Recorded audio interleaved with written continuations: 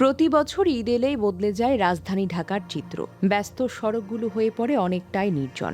Office আদালত বন্ধ থাকে, আর লাখো মানুষ পরিবার পরিজনের সঙ্গে ঈদ উদযাপন করতে গ্রামের বাড়িতে ছুটে যান। কোলাহল মুখর ঢাকা তখন যেন এক ভিন্ন শহর, ফাঁকা শান্ত, কিন্তু একই সঙ্গে কিছুটা অনিরাপদ। কারণ এই সময়টাকে সুযোগ হিসেবে নেয় চোর চক্র ও অপরাধীরা।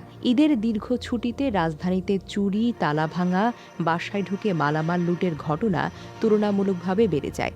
বিশেষ করে যেসব বাসা বা ফ্ল্যাট দীর্ঘ সময় ধরে বন্ধ থাকে, সেগুলোই হয়ে ওঠে অপরাধীদের প্রধান টার্গেট। অতীতের বিভিন্ন ঘটনায় দেখা গেছে, পুরো পরিবার ঈদে গ্রামের বাড়ি যাওয়ার পর ফাঁকা বাসায় ঢুকে নগদ টাকা, স্বর্ণালংকার, ইলেকট্রনিক পণ্যসহ মূল্যবান জিনিসপত্র চুরি করে নিয়ে গেছে সংঘবদ্ধ চক্র।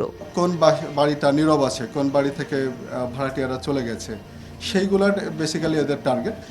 তারপরে তারা এই বাসায় চুরি করতে ঢুকে এবং এদের মূল টার্গেট থাকে নগদ অর্থ, স্বর্ণালংকার এবং বিভিন্ন ইলেকট্রনিক গ্যাজেট। গত কয়েক বছরের ঈদ মৌসুমে রাজধানীর বিভিন্ন এলাকায় একাধিক চুরির ঘটনা ব্যাপকভাবে আলোচনায় আসে। কখনো অ্যাপার্টমেন্টের তালা ভেঙে, কখনো নিরাপত্তা কর্মীদের অসতর্কতার সুযোগ নিয়ে সংঘটিত হয়েছে এসব অপরাধ। কিছু ক্ষেত্রে আবার চোরেরা বাসার ভেতর দিনের পর দিন অবস্থান করে ধীরে ধীরে মালামাল সরিয়ে নেওয়ার ঘটনাও তো সামনে এসেছে।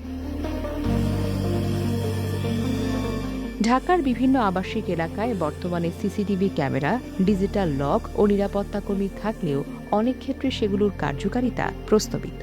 অনেক ভবনে পর্যাপ্ত নিরাপত্তা ব্যবস্থা নেই, আবার কোথাও দায়িত্বে থাকা নিরাপত্তা কর্মীদের পর্যবেক্ষণও দুর্বল। ফলে পরিকল্পিত চক্র সহজেই পরিস্থিতির সুযোগ নিতে পারে।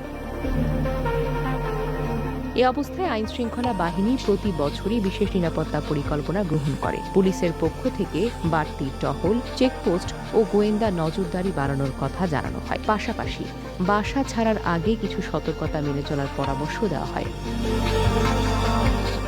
ঈদ আনন্দ ও মিলনের উৎসব, কিন্তু সামান্য অসচেতনতা সেই আনন্দকে মুহূর্তেই বিষাদে পরিণত করতে পারে। তাই প্রিয়জনের সঙ্গে নিরাপদ ও স্বস্তির ঈদ কাটাতে এখন থেকে প্রয়োজন বাড়তি সতর্কতা ও বাড়তি সচেতনতা। Desk report, recap news.